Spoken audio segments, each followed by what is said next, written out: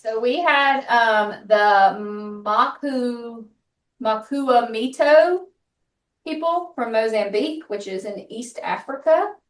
And their religion is a local traditional animistic religion. Um, and so some of the history of them is that they speak a language that's part of the Niger Congo language family.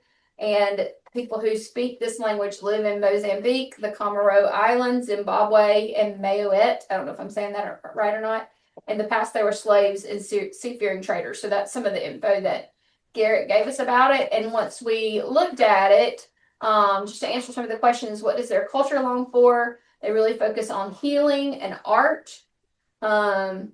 And so when we looked at how we might present the gospel to these people in their context, one of the things that one of the websites talked about is that they engage in scarring of their bodies and faces in elaborate patterns.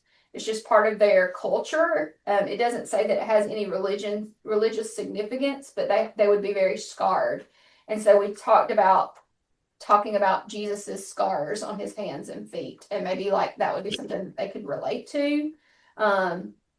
So we looked at also some of the scriptures we talked about. One was the suffering servant, Isaiah 53, because he came and can't remember everything we talked about, but they told me I had to be the spokesperson. So I'm trying to remember on this fly. But anyway, talking about how God previously walked among man. Oh, one thing is they're very big on like their ancestors. You would never want to talk negatively about their ancestors.